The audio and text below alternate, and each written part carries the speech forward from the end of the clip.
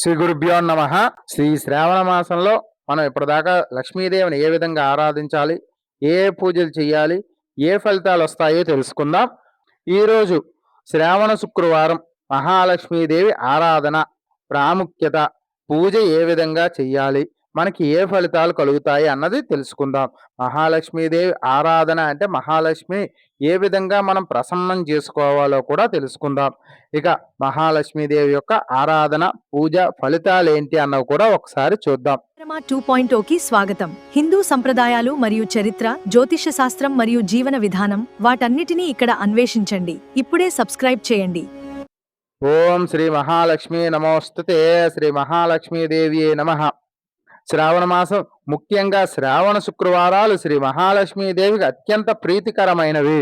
ఈ రోజుల్లో మహాలక్ష్మీదేవి నిష్ఠగా ఆరాధించడం వల్ల సిరి సంపదలు, దీర్ఘ సుమంగళి ప్రాప్తం మరియు కుటుంబ శ్రేయస్సు, ఐశ్వర్యం, ఆరోగ్యం, అలాగే ఎప్పటికీ మన అవసరాలకు కావలసిన ధనము ఇస్తుందని చెప్పి ప్రగాఢంగా విశ్వసిస్తూ ఉంటారు.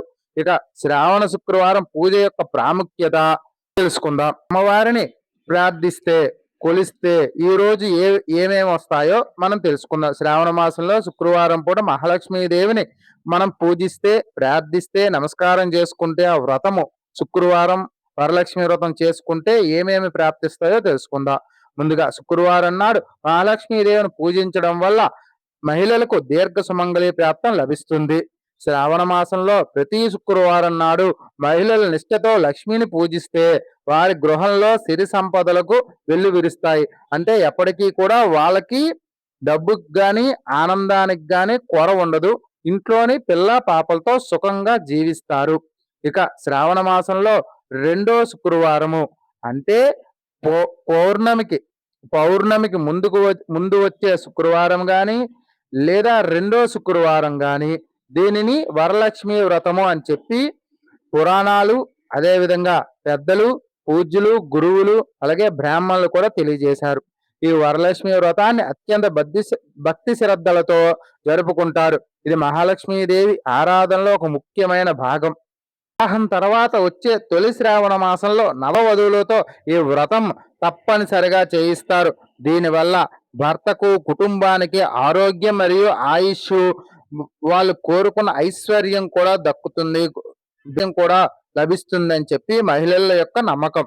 వ్రతం చేసిన ముత్తైదువులు తోటి ముత్తైదువులకు పూర్ణాలు, గారెలుతో వాయినాలు ఇచ్చి ఆశీస్సులు తీసుకుంటారు. ప్రతి ముత్తైదువును మహాలక్ష్మి రూపంగా భావించి గౌరవిస్తారు. తాంబూలం, శనగలు సమర్పిస్తూ ఉంటారు. చేసి వాళ్ళు కూడా అందరికీ లక్ష్మీదేవి కరుణా కటాక్షం కలగాలని చెప్పి కోరుకుంటారు. అలాగే మహాలక్ష్మి నివసించే ప్రదేశాలు మరియు ఏ వస్తువుల్లో అమ్మవారు నివసిస్తుందో ఈ రోజు తెలుసుకుందాం. పురాణాలు, అదేవిధంగా పెద్దలు చెప్పిన దాని ప్రకారం, పౌరోహితులు కూడా చెప్పిన దాని ప్రకారం శ్రావణ మాసంలో లక్ష్మీదేవి ఈ చెప్పే ప్రదేశాలలో మరియు వస్తువుల్లో మహాలక్ష్మీదేవి నివసిస్తూ ఉంటుంది. ముందుగా గోవులు, పాడి పంటలు. మనకి ఎప్పుడు కూడా అమ్మవారు అంటే మనకి ఆవు గుర్తొస్తుంది కాబట్టి ఆ గోవుల్లోనే ఉంటుంది. పాడి పంటల్లోని కూడా అమ్మవారు నిలిచి ఉంటుంది. అలాగే తామర పుష్పాలు, ఏనుగులు, చెట్లలోని హరితవర్ణం, పువ్వుల్లోని, పండ్ల తోటల్లోని, తులసి తోటల్లోని అమ్మవారు నివసిస్తూ ఉంటుంది. ఇంకా శబ్దాలు, ఏ శబ్దాల్లో అమ్మవారు నివసిస్తూ ఉంటుంది. శబ్దాలు అంటే మనం వాయించే డప్పులు, డీజే సౌండ్లు కాదు, శంఖనాదం. ఎప్పుడైతే శంఖనాదం జరుగుతుందో అక్కడ లక్ష్మీదేవి ఉంటుంది ఆ నాదానికి. అదేవిధంగా ఘంటారావం, గంట ఎప్పుడు మనం గంట కొడతామో ఆ హారతి ఇచ్చినప్పుడు, అలాగే నైవేద్యం పెట్టినప్పుడు ఆ ఘంటానాదంలో అమ్మవారు నివసించి ఉంటుంది. అలాగే వేద ఘోష అంటే మంత్రాలు ఉచ్చారణ చేయడం, అదే రుద్రాభిషేకాలు, అమ్మవారికి అభిషేకాలు, అదేవిధంగా అమ్మవారి పూజ చేస్తుంటామే ఆ గొంతులో, ఆ శబ్దంలో అమ్మవారు నివసిస్తూ ఉంటుంది.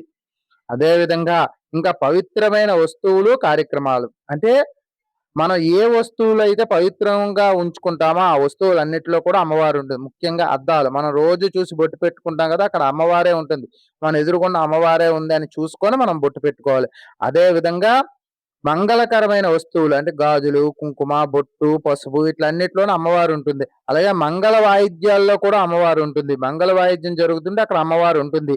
దీపకాంతులు, దీపాన్ని మనం వెలిగించిన దగ్గర దీప జ్యోతి అంటే దీప మహాలక్ష్మి అని అక్కడ ఉంటుంది ఆవిడ. కర్పూర హారతిలో కూడా అమ్మవారు నివసిస్తూ ఉంటుంది. హరిహర అర్చన అంటే హరి అంటే విష్ణువు, హర అంటే శివుడు. వీళ్ళిద్దరికీ అర్చన చేసినా సరే అమ్మవారు అక్కడే ఉంటుంది. అదే విధంగా పూజా మందిరం, మన పూజా మందిరం ఎంత శుభ్రంగా ఉంటే అందులో అమ్మవారు నివసిస్తూ ఉంటుంది. సర్వదేవతలను అర్చించే వారి స్వరం అంటే సర్వదేవతలను ఎవరైతే నిత్యం పూజిస్తూ ఉంటారో, వేద మంత్రాలు చదువుతూ ఉంటారో వారి యొక్క గొంతులో అమ్మవారు నివసిస్తూ ఉంటుందన్నమాట. అదే విధంగా అమ్మవారు మానవ గుణాలు, పరిస్థితులు అంటే మానవులు ఎటువంటి గుణాలతో ఉంటే వారి దగ్గర అమ్మవారు ఉంటుందో తెలుసుకుందాం.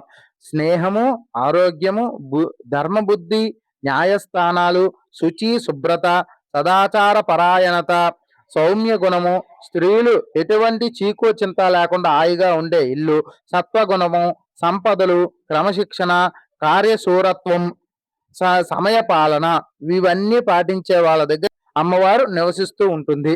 అలాగే జ్ఞానవంతుల దగ్గర కూడా అంటే విద్యావంతులు, గురువులు, జ్యోతిష్యులు, వేద పండితులు, అదే విధంగా పెద్దలు, ఉపాధ్యాయులు, అలాగే బ్రాహ్మణులు, సత్కారాలు జరిగే ప్రదేశాలలో అమ్మవారు నివసిస్తూ ఉంటుంది.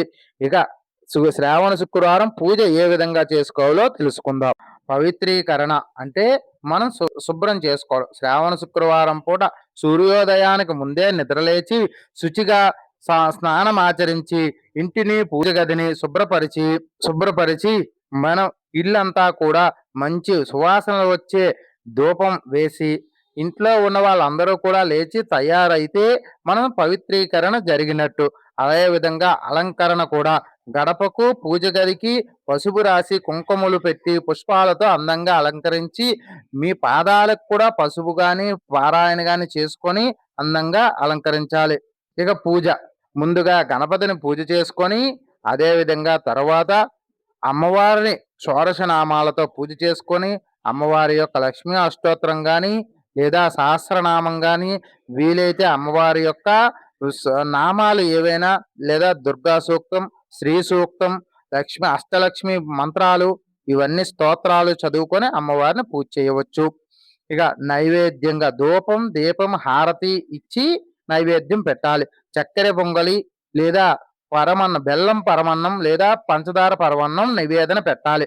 ఇక స్తోత్ర పఠనం పూజా సమయంలో దుర్గా అష్టకం లేదా ఏదైనా అమ్మవారి శ్లోకాలు, అష్టలక్ష్మి శ్లోకాలు, మనకు వచ్చే అమ్మవారి యొక్క శ్లోకాలు లేదా శ్రీ సూక్తము బాగా వస్తే లేదా లలితా సహస్ర పారాయణ ఇంకా అమ్మవారి వివిధ నామాల్లో ఏ నామాలైనా స్తుతిస్తూ పూజ చేస్తూ ఉండాలి. ఇక అదనపు ఆచారాలు మరియు ఫలితాలు.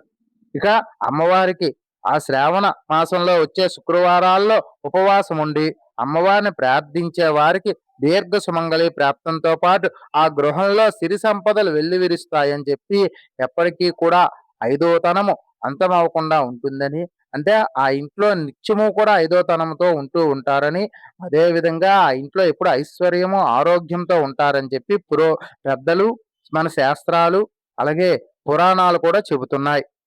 ఆలయ దర్శనం ప్రతి శ్రావణ శుక్రవారం లేదా ప్రతి శుక్రవారం మహాలక్ష్మి లేదా అమ్మవారి ఆలయాలను దర్శించుకునే వారికి పుణ్య ఫలితాలు లభిస్తాయని చెప్పి విశ్వాసం. అభిషేకాలు తులసి పూజ మరియు ఆలయాల్లో పాలు, తేనెతో అమ్మవారికి అభిషేకాలు చేయించిన వారికి అనుకున్న కార్యాలు దిగ్విజయంగా పూర్తవుతాయని శాస్త్రాలు సూచిస్తున్నాయి. శ్రావణ శుక్రవారం నాడు భక్తి శ్రద్ధలతో మహాలక్ష్మిని ఆరాధించి ఆమె అనుగ్రహం పొంది ఐశ్వర్యంతో తులతోగాలని చెప్పి ఆశిస్తూ మీ అందరికీ కూడా ఆ మహాలక్ష్మీదేవి యొక్క కరుణా కటాక్షం వీక్షణ ఉండాలని చెప్పి ఆ అష్టలక్ష్మి మీ అందరినీ కూడా ఆ అష్ట ఐశ్వర్యాలు ఇచ్చి కాపాడాలని చెప్పి కోరుకుంటూ మరో వీడియోలో మళ్ళీ కలుసుకుందాం.